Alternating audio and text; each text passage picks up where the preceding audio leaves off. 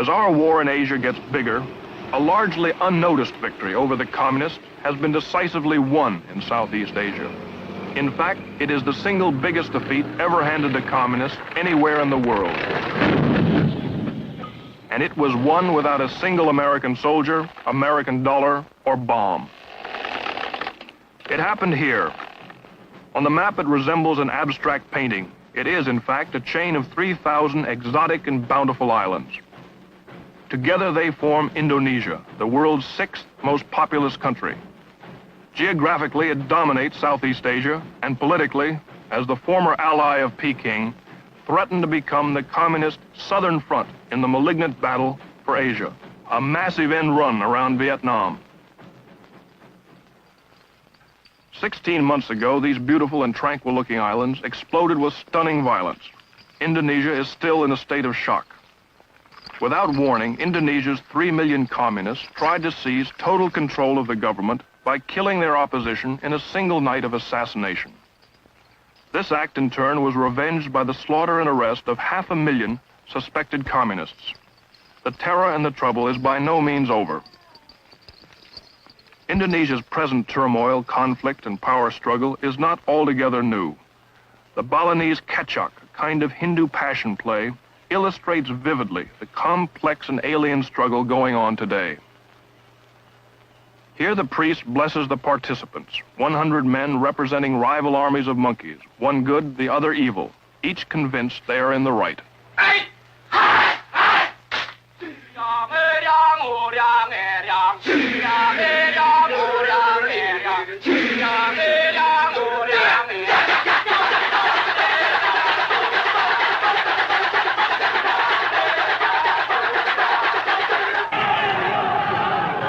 Today's real battle between the forces of good and evil rages in the streets. They demand social reform and political freedom.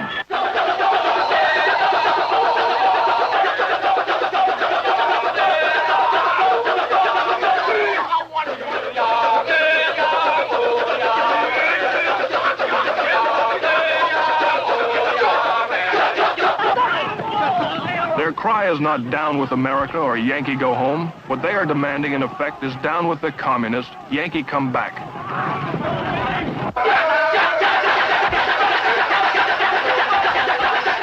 The garish leader of the forces of evil is a monster king called Rowana. President Sukarno, with flamboyance and arrogance, led Indonesia to liberation in 1945 after 350 years of Dutch rule.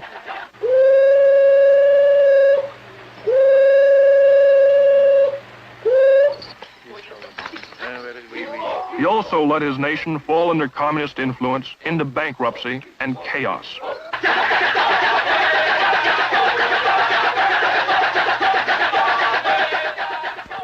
The good king, portrayed by a girl, is named Rama. Rama, with the help of his army, tries to save the country and destroy the evil forces of Rowana. Today it is General Suharto and his army that crushed the communist coup. It is Suharto that leads the effort to remove President Sukarno.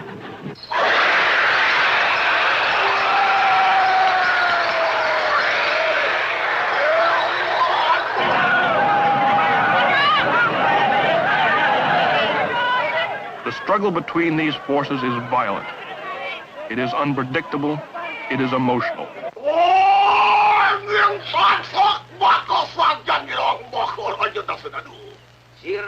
In Hindu mythology, we are told the battle can never be won because all good has some evil in it and all evil has some good.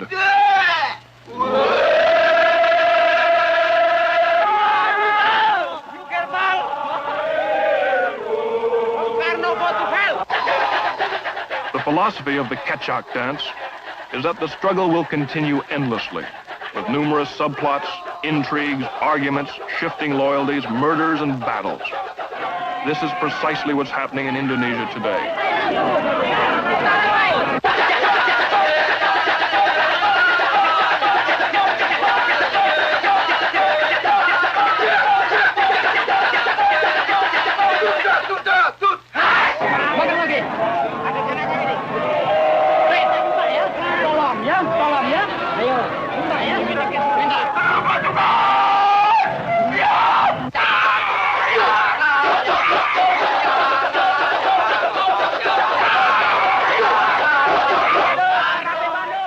With unprecedented violence, Indonesia on her own has handed the world its single biggest victory over the communists. But it is a complex and uncertain victory in the battle for Asia, and it is a troubled victory. Ted Yates, NBC News, reporting.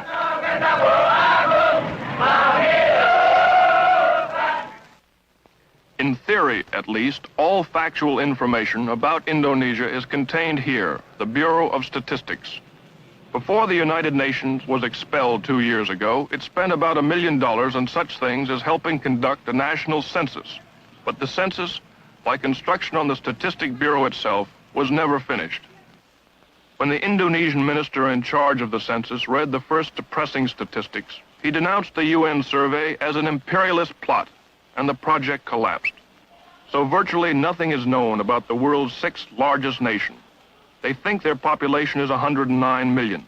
They think they have something over 300 ethnic groups, 250 distinct languages, and a booming birth rate.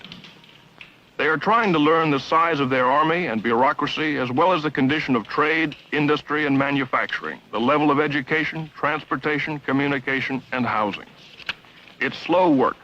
They've run out of data cards for their 2 computers, so what statistics they do have are compiled by hand, computed on the abacus, a tabulating device invented in the 6th century.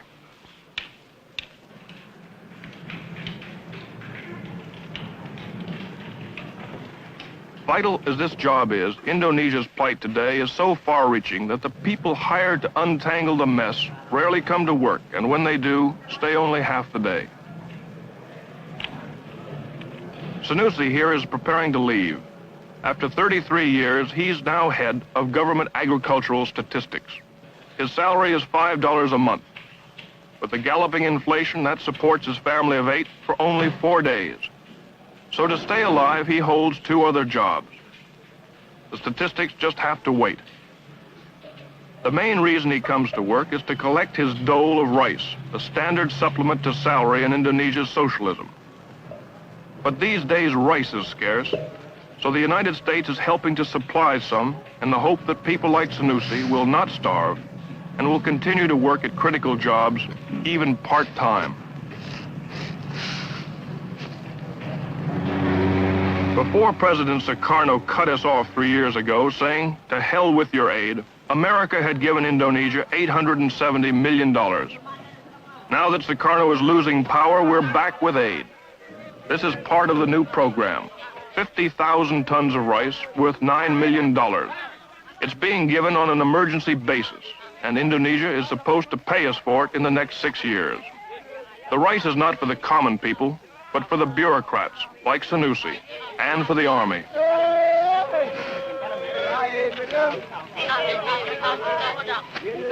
About 3% of the rice never reaches its destination.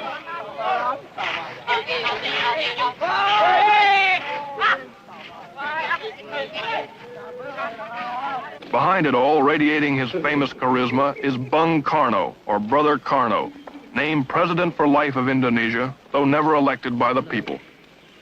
Sukarno likes to be called the playboy of the Eastern world. He has 4 palaces. The Freedom Palace is where he works. The others are strictly for pleasure.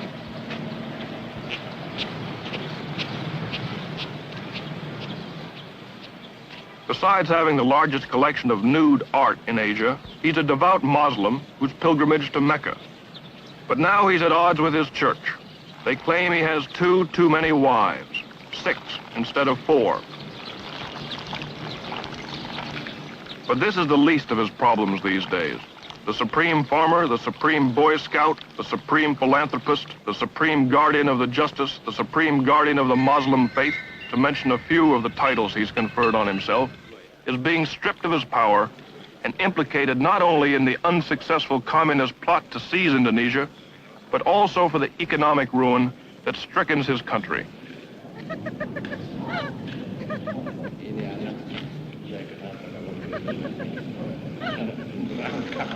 Meeting with the great leader of the revolution is General Suharto. He's at his side not to help him lead the country, but to methodically lead him out of power. Suharto heads what is called the New Order. Relentlessly, they are opening to public scrutiny the corruption and conspiracies of his regime.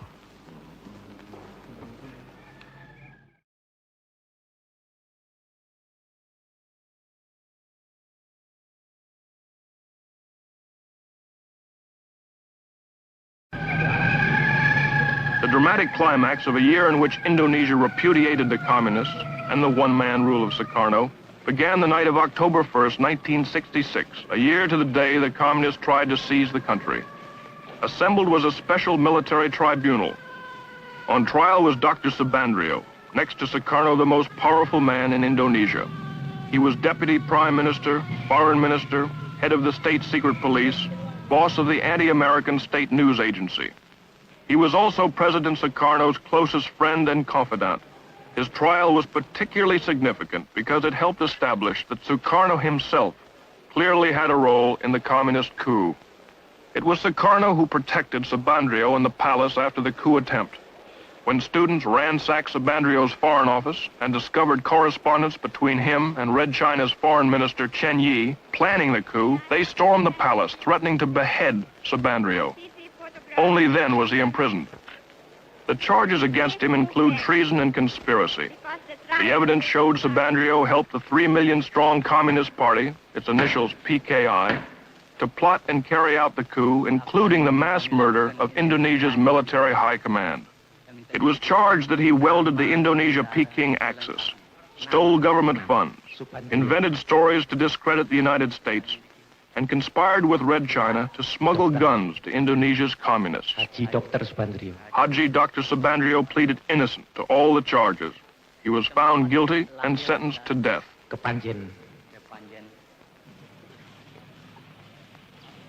Hundreds more involved in the PKI coup are in prisons. Painstaking interrogations have pieced together the incredible plot. Being questioned is the commander of one of the 3 divisions that spearheaded the coup, Captain Suradi. Supported by the PKI, their mission was to disable the army by murdering its top commanders, seize all communications, and immobilize the government long enough for the PKI politicians to take over.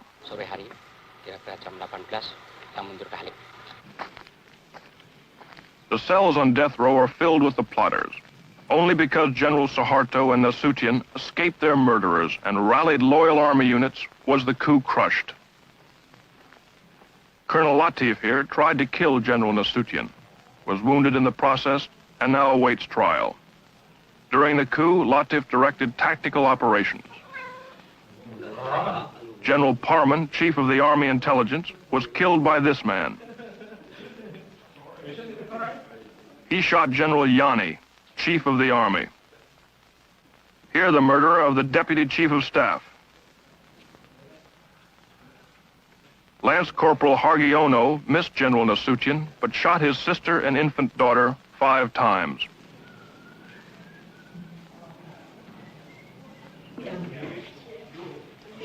Terror and bestiality was a calculated part of the PKI plan.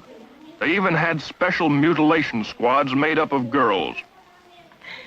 The night of the coup, Enda here tortured Nasution's aide to death with a razor. They call it death of 1,000 cuts. Sex orgies went on before the torture ceremonies got underway. The girls claim they were promised $10 for the evening's work, but were never paid. The girls were instructed by a communist women's organization called Gerwani.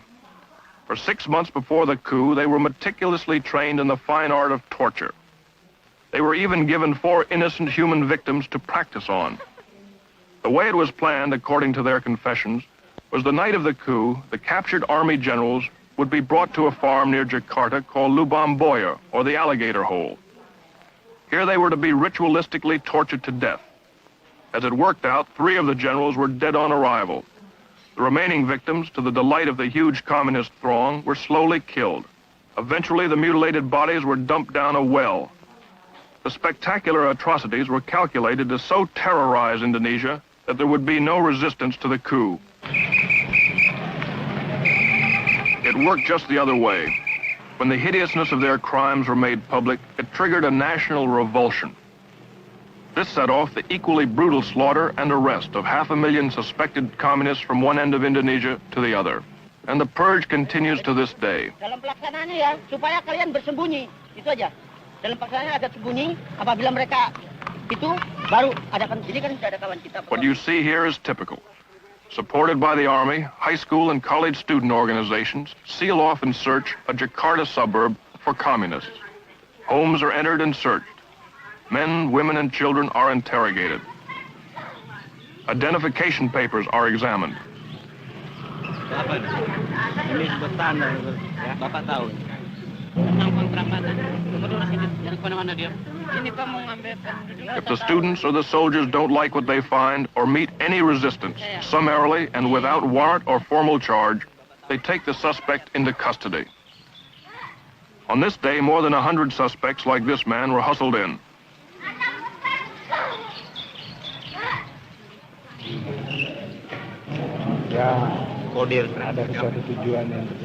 A kind of kangaroo court, supervised by military officers, was held in a nearby building.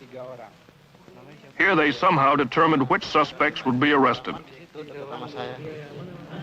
Di RT 18? Iya. RT 3? Ada Slamet Mulyono. Di mana tuh? 60 were taken off to jail this day, and very uncertain fates. Siapa? Nur Rahman. Mulyono. The bitterest current purge is against the Chinese. Between 15 and 40,000 have been killed. The slogans say, Sukarno is the dog of Peking. Sukarno, whore of Peking. The communists are the Chinese. Kill the Chinese. In some places, Chinese stores must be labeled with a sign, RRT, meaning People's Republic of China. Usir means kick out the Chinese. The hatred for the Chinese, even the loyal Chinese, is due in a large part to the fact they dominate 80% of the economy, and many refuse to integrate or assimilate with the Indonesians.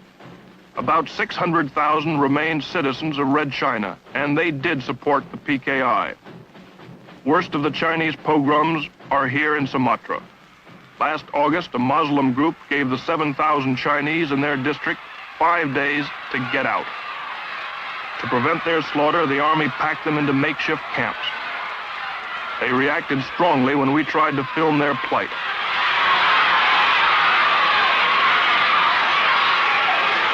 For 2 months, 1,600 men and women, children have crowded in here, waiting to return to Red China. As you can hear, they're not very friendly.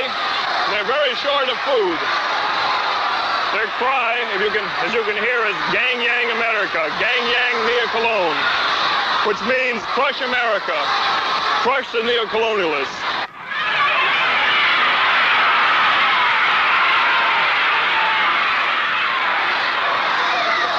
Watch out, Julie, here come the stones. They're throwing stones at us here.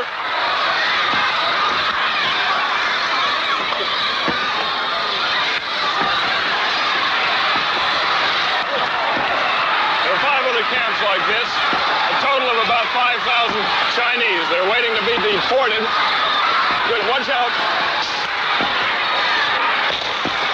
What was that now? The sentries are firing their rifles over the heads of these people to keep them suppressed. These people are beginning to get out of hand. They're firing submachine guns now into the air. Uh-oh, one soldier was just hit on the chin by a rock.